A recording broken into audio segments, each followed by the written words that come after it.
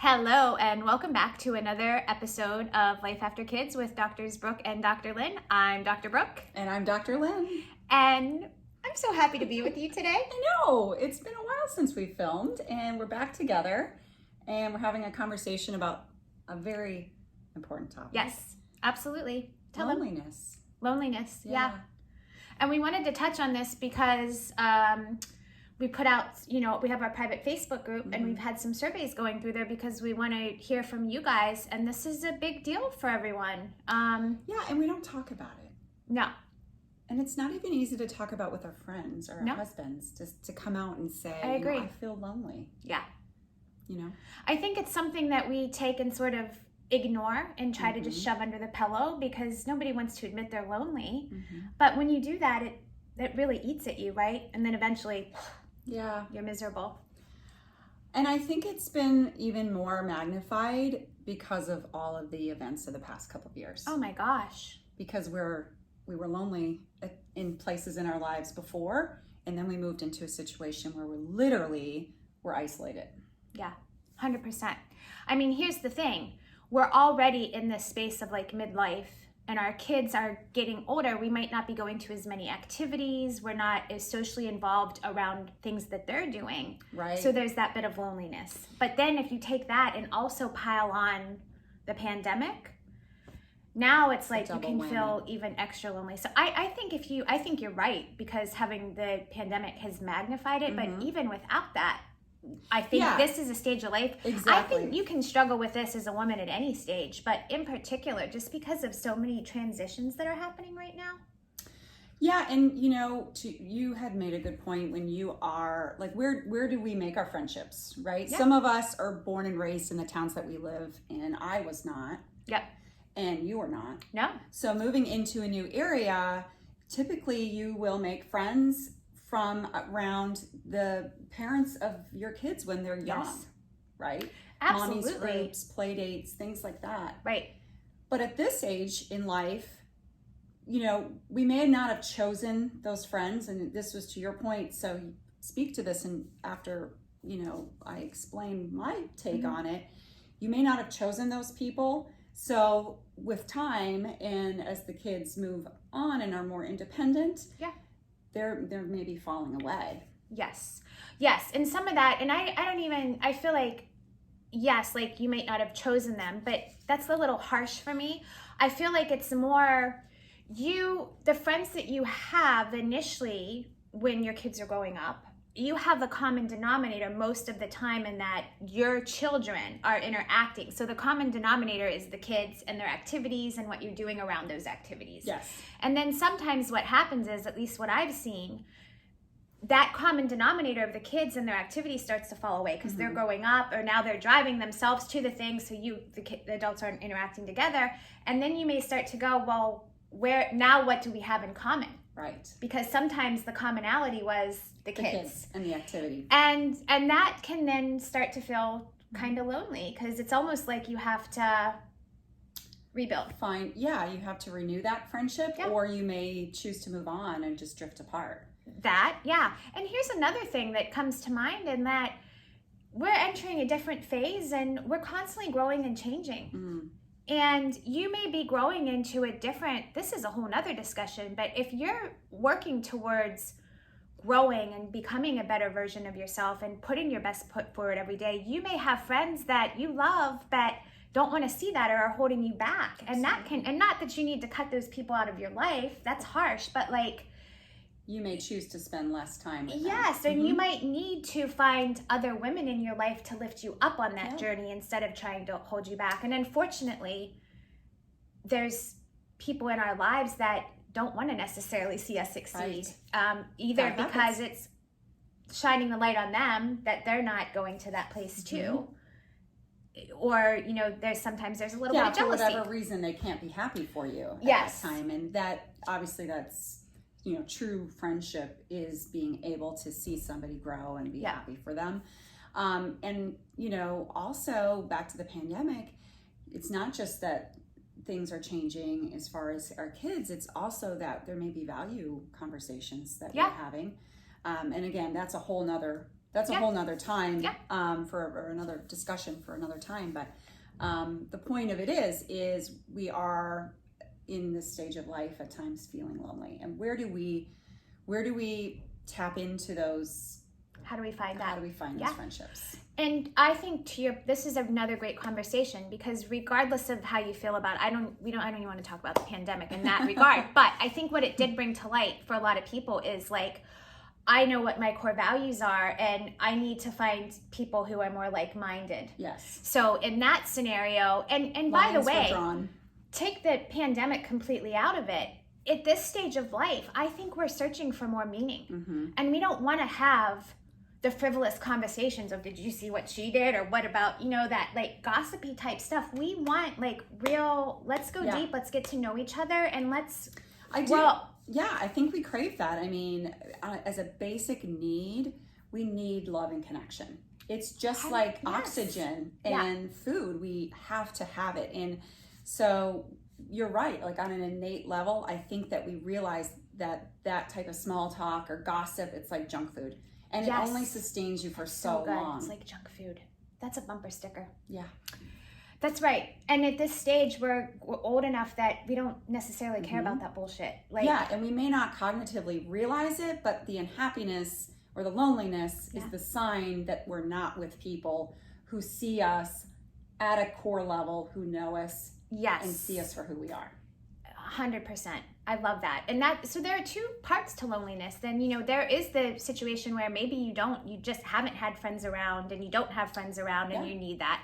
Or you can, as we're talking, have plenty of friends around and still feel lonely because you don't have that connection that you want. And I think that's more tragic and probably so hard. A sadder place to be. Yes. I mean, I've definitely been there. I've called you like, my gosh, like, Lynn, I just feel like I'm on an island here. Like, I just feel like I'm having trouble connecting. I'm having trouble. And I had to, for me, step out of like, all my friends don't have to necessarily live around me. Yeah. And I have some great friends that live around me, but I don't have to pull from that in this world now, especially, with the Zoom and FaceTime and all these other things. But, I made a point of connecting with you regularly, at least once a week, which was huge. And then finding people that are like-minded and spending more time with them. And they're not necessarily right where I live. So it's not necessarily like let's go have a coffee together. It might be, let's hop on a call, or let's meet for a day, or let's drive, or have a weekend together. But connection can be more modern and look that way. It can be virtual. It's just, it has to meet that need, right? It has to meet that yearning to really connect. Absolutely. So, hopefully for people like that, we were fortunate in the sense that we did have each other. What would you give advice to somebody as far as they really just need physically to meet new people? Yeah. Simple, practical tips there are, number one, don't be afraid to step out of your comfort zone and put yourself out there and meet people. That's like, seems so simple, but a lot of us back off. I think at this stage of any other stage we've been in life, at least for me, I feel more comfortable in who I am and in my own skin, and I'm not afraid to show that. So don't be afraid of that. Don't feel like you have to be someone you're not. Just be the person that you are, and don't be afraid to take steps to meet friends. And I think some great places to find that would be places like church. Churches have great women's groups and support that way. Finding a book club, whether that's local or online. That's great. I think you can find people, if you're at a gym and working out, don't hesitate to talk to women before or after a class that you might be doing. Those are some things that come to mind, just practical, like more physical, outward type things that you can do. I have a great example of that. My sister, my beautiful sister, she lives a far distance away from me, but she is in midlife as well. Her kids are in college, and she loves to hike, and her husband does not. And so she met a very just an acquaintance who had discussed the same and she reached out to them just to go to find somebody to partner with to do this hobby. And now they've become good friends. That's great. That's a great idea, right? A running group, a hobby that you like. Any of those things is so good. Tell them about talk to them about, so this is like sort of the kind of external things that you can do. But what about the internal work that you need to do? Speak to that. It always starts with be the example, right? Give and put out there what you hope to get back. Yes.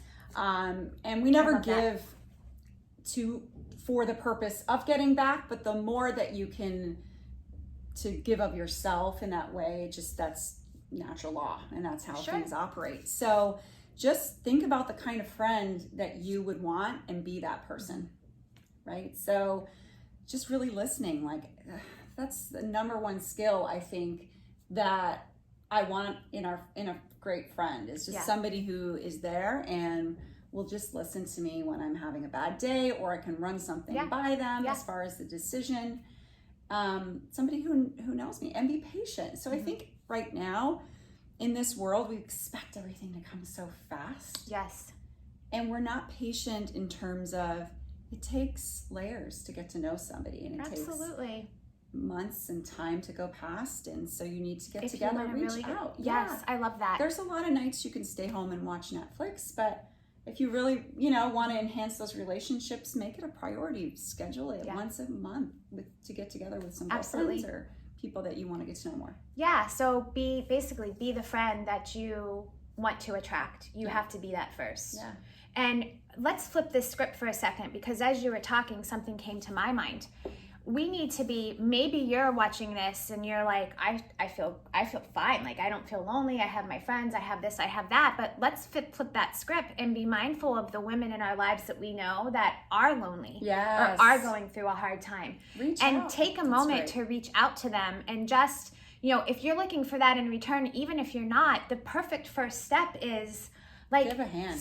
Yes. Like, send the text. Like, listen, I heard your mom's not doing so great. Yeah. Do you want to, what can I do? Yeah. Can I take you to coffee? Can I, if you're not comfortable with that, send a card. Yes. I mean, how often do we get cards in the mail anymore? Not much, but when you do, it means so much. Yeah, and it costs very little time and very little money to do that. So I want to just touch on this too, because some of us are hardwired. I always use that word, but it's so true because it wraps itself around everything we talk about.